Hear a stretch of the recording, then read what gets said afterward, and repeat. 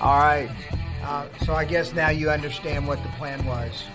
Absolutely. At Colts Law, we talk Indianapolis Colts football. We're going to stick to what we know, fundamentals and technique, 1% better every day.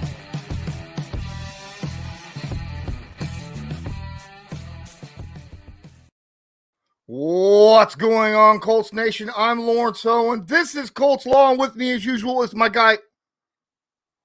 Wait a minute. You're not Loyalist. Wait a minute. What am I doing here? Well, this is new.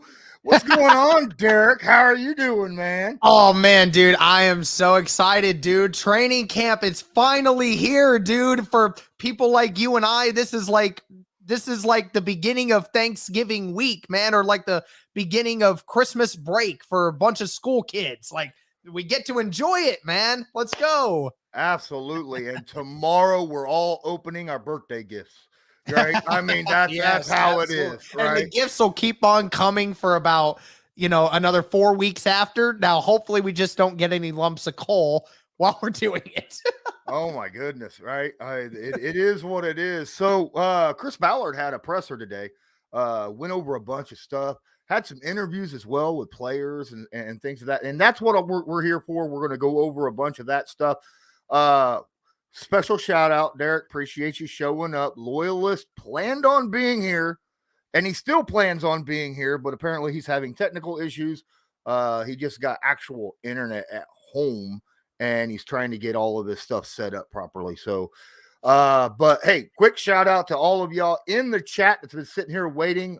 Sorry for the delay. We was waiting on Loyalist. But John Davis, what's up? Toxic Tommy, De Niro, Zach Erlinson, William Steele. Appreciate each and every one of you. Go ahead, take a moment. Please smash that like button. Helps with YouTube analytics and help get this out to more people while we're actually live. If you have any questions, feel free, drop them into the chat. We will get to them as we are talking. First and foremost, the big thing I want to discuss is the fact that I have my man show up. There he is. All right. You're good, man. You're good. It's okay. We all understand. Are you okay? Yeah, I got my internet finally. Yay. Yay. But I can't get it to work in my studio room. Huh. Oh. Remember when we tested it earlier today, make sure I didn't have any problems? We didn't test it in the studio. We tested it in my room here, so I knew this would work. All right. Well, sorry, guys. That's okay. So we're going to talk about, like I said, the media pressers that happened today while all the Colts players showed up and, the beginning of training camp. Real quick, since Derek already gave his thoughts about how excited he is about training camp finally here, tell everybody how you're feeling. Oh, man. Right now I'm feeling a little frazzled, but no. I hope that this energy turns into excitement, through the show and stuff. But yeah, like we discussed, last week, I mean, to get to finally see what these guys look like on the field, to get and see what, and I understand it's not pads week, but just to see it and feel it, what Coach Reich say, or Chris Ballard say, you could feel Quentin Nelson running down the field. I want to be that guy feeling it. I can't wait for it. Absolutely. So, one of the big news that came out was Shaquille Leonard. That's some news. That's going to take a little bit of time and effort on everybody's part to try to get to actually talk about that, discuss that. Now, I mean, I get it. I understand. He was called that. His friends and family call him Shaquille, I guess. He goes by his middle name generally, but schools and stuff used his actual, first and last name. He'd like to be referred to as Shaquille. Apparently, people around the building, the Colts building, has been calling him Shaq this entire time. So, honestly, it shouldn't be too hard. I mean, we all are kind of used to saying the name Shaq, right? I mean, it's been around for, I don't know, since the Orlando Magic days, way back in the day, right? So, what, Derek, real quick, when you heard that Darius wanted to go by his middle name, Shaquille, what was the first thing that went through your mind, and how are you feeling about it now? I mean, I thought it was a little bit of a shock. I was just like, oh, well, like, it doesn't personally affect me in any way, shape, or form, but I was just like, well, that's another Colts linebacker that apparently wants to be called something different than we've been calling him for years. So, I mean, it's kind of funny when you look back at it. Obviously, we talk about Okereke. We now used to call him Okereke. Sometimes we still have that issue, right? I mean, it's one of those things. It's just a habit, right? And Darius even mentioned it on Twitter, like, and there's going to be no hard feelings if people still refer to him as Darius sometimes. That it happens. It's just the way we are. But yeah, I mean, obviously, I'm good with it. I'm going to refer to him as Shaq or Shaquille at this point because, I feel to it myself as a Colts content creator, somebody that covers the team and has respect for Shaq, obviously, that I need to refer to him by his name. See, I stopped myself there. I caught myself. But regardless if you refer to him as Darius or refer to him as Shaq or Shaquille or whatever you want to refer to him as, obviously, he's still the maniac in my eyes. So that makes it easy for me as a default. Yeah, and me, I'm the type of guy, you can call me anything, just don't call me late for dinner type of guy, I just, but me neither. I'm hungry. But I seriously, I understand the importance of the name and everything. But I've always, or for the most part, called him Leonard or Maniac. So I'm fairly safe with that part of it. Thing is I get you're rookie. You don't want to make a bunch of waves, guys, don't give us 4 or 5 years of creating this habit of calling you Okereke or Darius, and then all of a sudden flip old man brain. I told you I can't handle it. I need 4 years now just to get in the habit of calling him Shaquille. I mean, did you hear why he did that? I mean, he referred back to what Randy Moss told him when he got drafted. He asked him for some advice, and he took Randy Moss's advice a little too literally. Mm-hmm. He said, keep your head down. Don't question anything. Just do what they tell you and don't try to change anything about it. So he just let the team and everyone else just refer to him as that name without ever correcting him. I'm like, I understand you not wanting to, do that, but you're part of the franchise. I'm surprised it took him this long to finally feel comfortable with telling them or telling the world that, hey, I prefer to be called Shaq or Shaquille rather than Darius. It's kind of crazy. It took 5 years to get to that point. Going through 5 years, the only thing that is kind of crazy because, I mean, what's next? Is Matt Ryan going to be like, I need to be called Billy? All right. Billy Ryan. Oh, right. That'd be a little bit difficult. It'd be a little bit difficult. At least the cool thing is, at least it's nice that when we're referring to Leonard now, I mean, Shaq is a really fun name. Like you said, Lawrence, I mean, anyone that's watched sports ever over the last 20 something years remembers the name Shaq, right? I mean, everybody remembers Shaquille. So it's not hard for me specifically to do it. I know I told you before we hopped in here, Cody and I were doing a stream or doing a video. And as we're referring to Darius as Shaq now, Cody proceeded to call him Darius 4 straight times afterwards, and then finally caught himself actually doing it. So it was pretty funny. Yeah, and to your point earlier, Derek, I mean, look, we've already built the defense around you. I'm pretty sure if you'd have come to somebody in year 2 or year 3 and said, I'd like to be called Shaquille, that would have helped us, what I mean? But we finally found something that the Colts organization is not top tier at. I don't know if it's, after season evaluations or what, or if somebody needs to get a hold of Mr. David Thornton and DT, we need a survey. Ask all these guys. First question, what would you like to be known as? We need an introductory survey for all these young guys. Yeah, for real.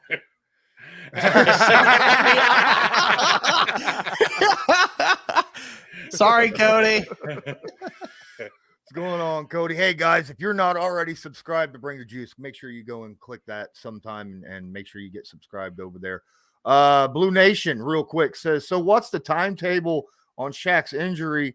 Really, from what I understand, he's good to go. He's going to hold out for a while. From what I understand, he'll be definitely ready to go by the end of training camp. I think he's only going to miss a couple weeks. Yeah. But it ain't going to hurt him any. You think about this, he already knows the players around him. Gus's system isn't that much different than Matt Eberflus's.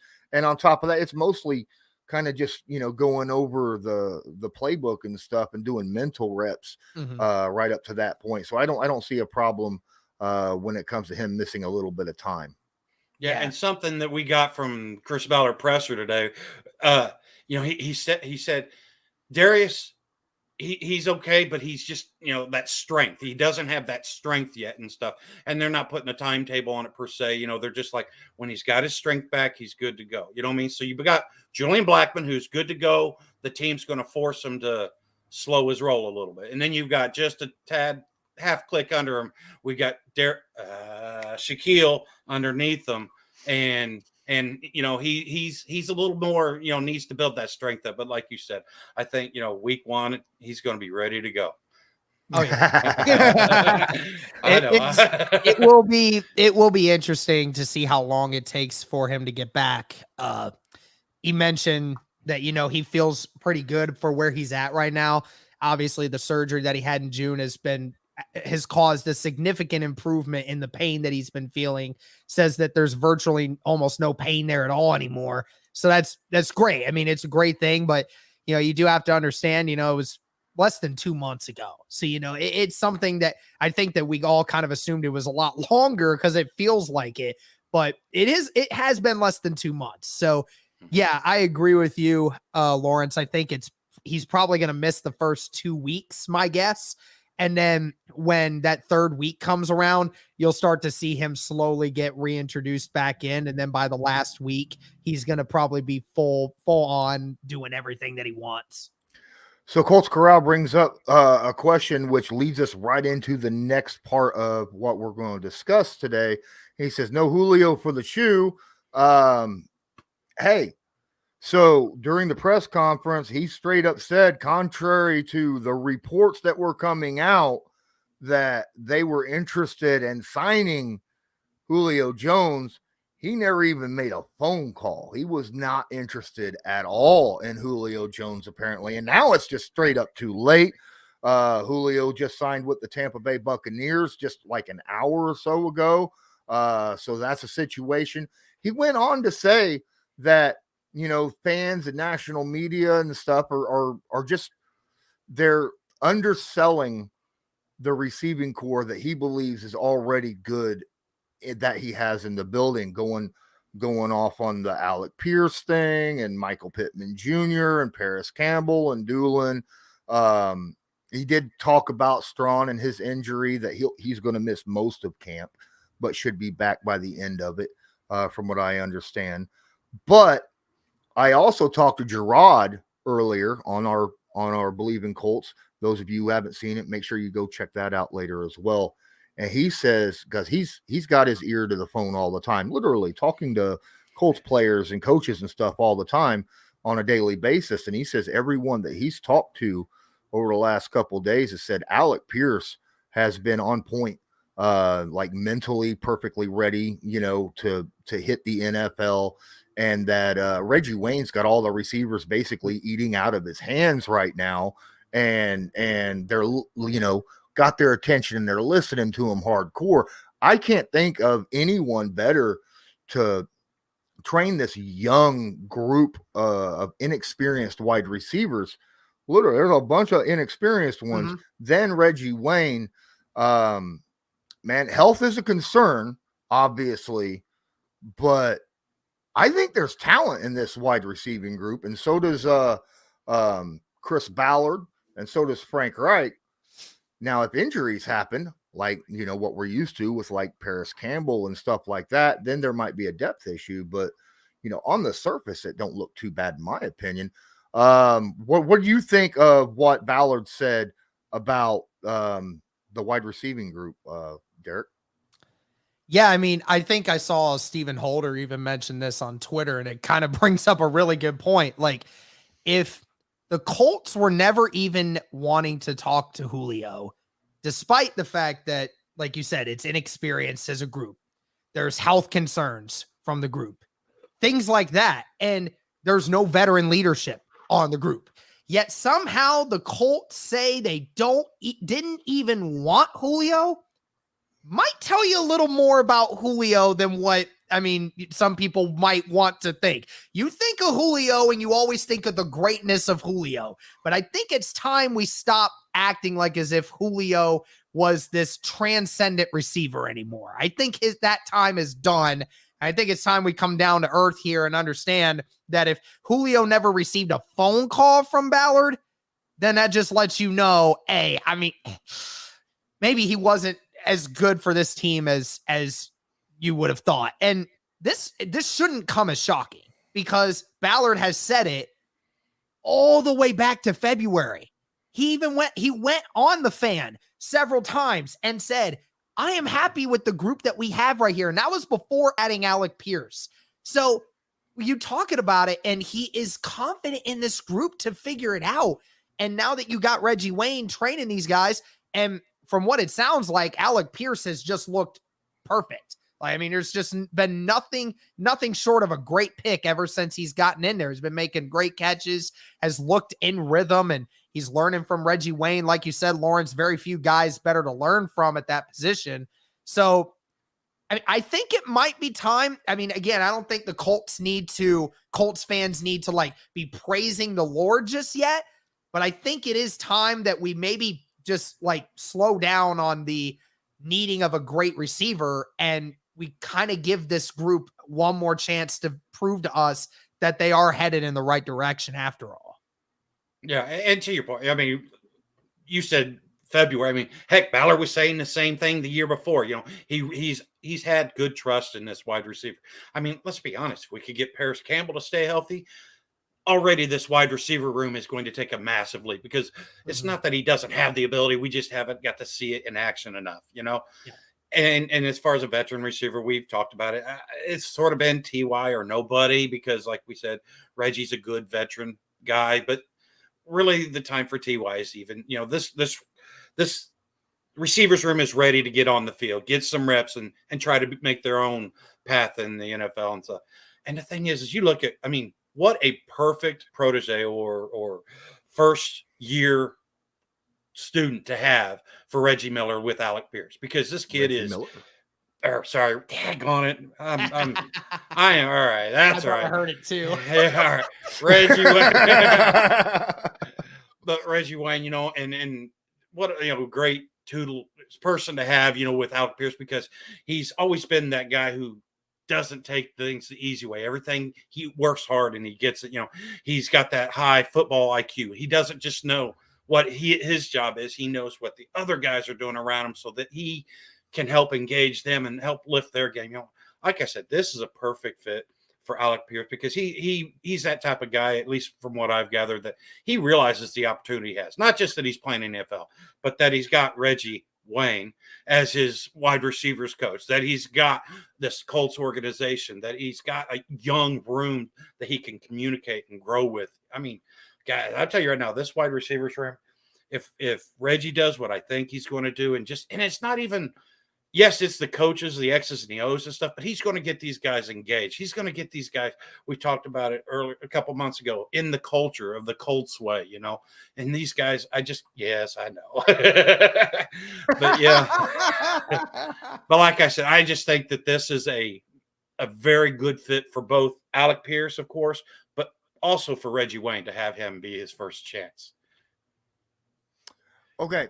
So I want to move on to the next subject real quick, though, before I get into it. You touched on it earlier, Derek, about, him not even making a call. Someone, I think, just came in my house, or there was a crash outside, one or the other. But so the thing is Ballard is known for turning over every stone, right? He talks about, he's like, man, we got a list of people, everybody in the NFL, we got them all rated. And if he had him so low on his list that he didn't even call, then that tells you a lot, right? Mm-hmm. So yeah, absolutely. Now, moving on, I want to talk about the Kenny Moore thing. This is something that was brought up, a little over a month ago, where Kenny was, on, social media talking about how he wants to get paid more. It was brought up in uh, the presser, and he was asked about it. Was there any contract talks about renegotiating? And first and foremost, he says, "Look, I don't talk about that stuff to you guys, right? That's in-house stuff. That's between." But he did say it's okay to want more money. Everybody should want more money. It's all good, But there's a time to want more money, and then there's a time to play. And it is time to play. And that's what and that pretty much right there tells me everything I need to know about that situation, Derek. It is a very interesting thing, because if you listen to the way that was said, it speaks a lot to it. So obviously, like, what Kenny Moore and Ballard have done is they have kept this thing respectful, and they have kept it by the playbook. And I love that. Like Ballard said, I'm not going to discuss this stuff with you. That's between me and Kenny. That's not what you guys need to hear. So again, Ballard, props to him for being a professional about it. And, he said it, like, he's basically saying, like, there'll be a time, and if I see you go out there and play and I see you perform again, then I will give you an extension. But right now, that's just not the time. At least that's what I'm gathering. So again, Ballard can feel that way, and we all kind of figured that might have been what was going to happen. Cody and I talked about that in our video as well. And, he said Ballard has always been, stern on his positions. He could have folded under the pressure like many GMs would have and said, I got this really good player here. I don't want to lose. I don't want to lose him over a few $1 million. And so I'm just going to pay him without thinking in consideration of it. I think it also speaks volume to the relationship Ballard and this crew has with their players, that these players can come to Ballard and this coaching staff and say, hey, I love what I'm doing here, but I do want more. I want more out of this. I'm not going to the media to talk about this. I want to do it with you guys.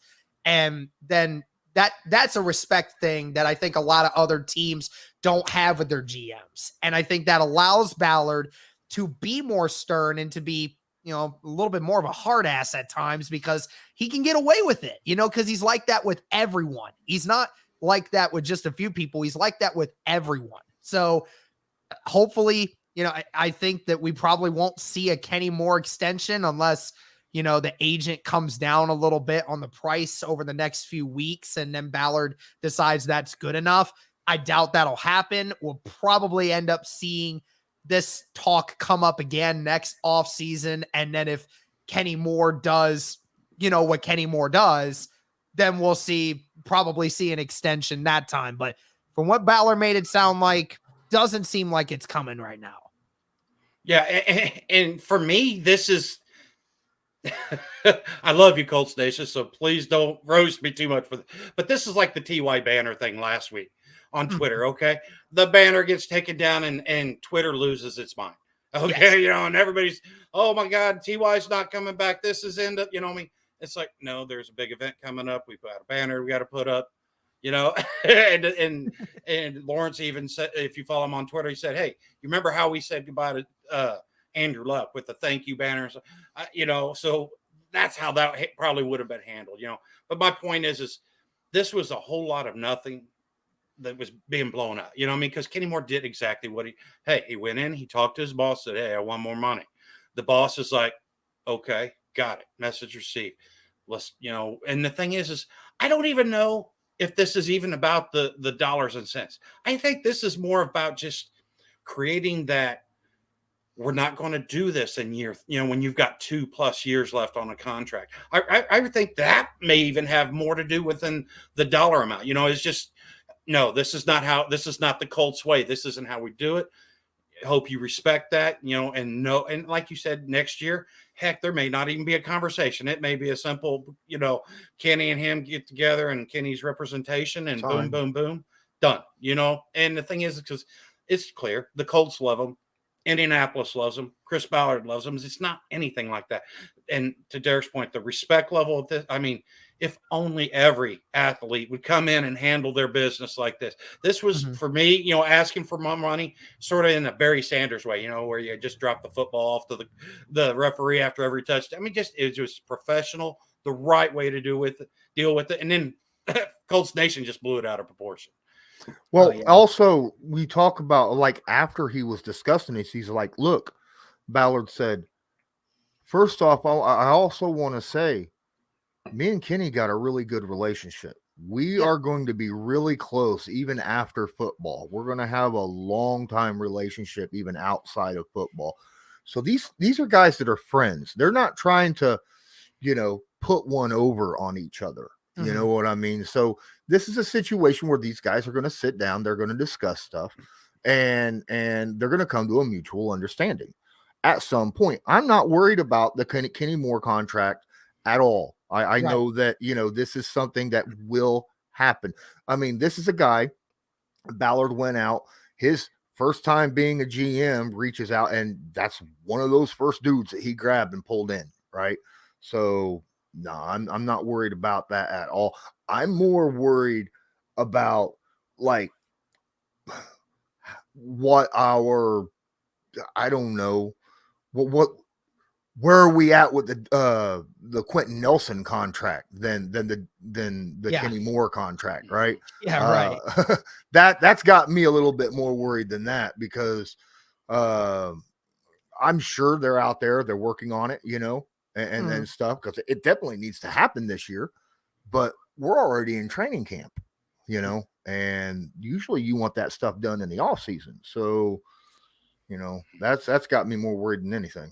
Yeah, and like you guys were saying, shout out to Goki Colts fan. He put out a tweet a couple weeks ago when this first thing was a thing, and he was like, "We've seen Kenny Moore come in as a very young, I mean, I don't want to say a boy, but a very young developing man.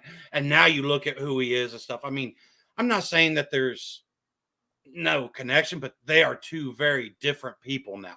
And that's the thing. Oh, yeah. You know, that's what we've got with Kenny Moore. We don't just have a guy that plays that position. No, he's a family member. He's somebody that we've watched go through the tough times and the good times. Yeah. And, you know, and especially now, I mean, Kenny Moore is gonna be at training camp and doing everything that he's asked of, you know. So everyone was calling him a diva when that first news came out because he wanted a little bit more money. Is like, yeah, because again, like Lauren said, taking everything out of proportion for something that's just not there, like as if any other human being on the face of the earth never asked for more money when they were under contract with their employer. But, you know, again, Kenny Moore said, I'm going to let my agent take care of it from this point forward. I trust that he'll continue to talk with Ballard about this contract thing. Right now, it's me trying to focus on helping this team at this point. And again, class act by that guy. Something that I actually was watching also in some interviews that happened today, not necessarily at camp, but Yannick Ngakoue, or Yannick, my apologies. He was on Good Morning Football, right? And he was talking about, he was asked about, you know, where he thinks this defense is going to be this year. And they were naming off all the star players that's on the defense, which is just a list that's stupid long. I don't have an arm long enough to write it down. But he said the biggest impact is going to be Gus Bradley. He said that Gus's ability to do film work prior to games and make a game plan against that offense to put the players in the right situations to make plays is something that is incredibly underrated. And it's one of the reasons why Yannick has followed Gus around the league, basically. Right? Really. Where are we going next? I'm not sure. Well, I'll tell you in the next month. Right? So is there real quick, is there any, first off, if you guys have any questions or comments in the chat, please make sure to drop it now. We're 30 minutes in. Please don't forget, smash that like button, hit subscribe if you're not subscribed, tag that notification bell, make sure all notifications are turned on so that you're notified next time we go live or upload a video. Is there any anything you guys want to discuss while we're still here? I mean, I'm good with whatever. I mean, there was a lot that was there's a lot that you could take away from everything that happened today with all the sound bites and everything. I mean, talk about Naheem Hines and his never-ending love for Matt Ryan. Talk about DeForest Buckner's soundbite, and talk about the Kwity Paye news that we're hearing. You know, I mean, there's a ton more that came out today. Let's talk about that Kwity Paye news. Go ahead, Loyalist. That was the thing. I sat there because, guys, as you can see, I wear glasses. As the years go by, my eyes are deteriorating, and I'm sitting there thinking, you know, I didn't understand why it was a big deal, but then he started explaining how he's coming from a different side, and now this is his periphery. You know, with the style that they play, he's not on the man. He's using his peripheral vision and stuff, and I'm like, what's that? I mean, now my peripheral vision is like right here in front of me almost. You know what I mean? So the thing is that was a real impressive. Just sitting here, man. You know, it's like we talk about Darius. Daggone it. We talk about Shaquille Leonard and how we think how much better he's going to be now that he's got that ankle problem solved, hopefully, and stuff. The same thing you could say about, you know, Kwity, or what we said a year ago with DeForest, you know, coming back. I mean, these guys coming back better. And then the thing is he's not just fixing an injury. He's fixing something that he's always dealt with. You know, I mean, was it Jameis Winston went and got LASIK and was like, I'm healed. You know what I mean? And that's the thing, you know, you sit there and you think, okay, a little blurry vision, what's the big deal? But when you're watching for the slightest of movement, and that is, I mean, we've talked about it, that sack may be just 1/10 of a second get off on that ball. And I mean, Kwity's already explosive off the ball. Now he can see better and time things better. Man, I can't wait to see. All right. Real quick, Toxic asks about how my cat is doing. I don't know if Derek, do you know? I saw your explanation that you put in the group chat. I saw the video where you're talking about it. Oh my goodness. I stepped right on my cat. Well, the cat is alive. He's still mad at you? He's not really mad at me anymore. Okay. He's good to go, except for some reason he has this like lesion about this big right between his shoulder blades. Starts in the middle of his shoulder blades where all the fur is gone, and it's just like stuff coming. And I don't have money to take him to a vet right now, so I'm hoping it's not something serious. When I have the money, I'm going to get him to a vet, though. But I'm just glad I didn't kill him when I stepped on him and fell down on top of him, sliding down the stairs. So he's like, meow, I'm down to 7. 7 lives. Hey, come on now. He's already went through a few of his lives. All right. So I'll just let you know, he is the loving cat. He's one of those cats that likes everybody and is not aggressive and just very docile. So, and he's huge. He's freaking monstrous. He's a 18-pound cat, and he's not really fat. He's just big, like big cat. Right. So that's what I keep telling everybody that looks at me. I'm not fat. I'm just big and I'm just big boned. Boned. Well, guys, yeah. It's been about 35 minutes. Appreciate each and every one of you guys. I am hungry. I haven't eaten yet because you know me. I wait until late evening to eat. Derek's got some things to do. Loyalist finally got his stuff situated. I'm glad that's situated. We'll be able to do this more often. Please. JT looks like he's ready to roll. Absolutely. He looks absolutely ready to roll all the time, though. I mean, the dude is a beast. Just remember, smash that like button, share this to your favorite social media. It helps out a ton. And until next time, I'm Lawrence Owen. That's Colts Loyalist. With us today was Derek Larger. Derek, thanks so much for taking time out of your day. Now you guys can go and give them a follow if you're not already, and if you're not, why? So till then, have a good one.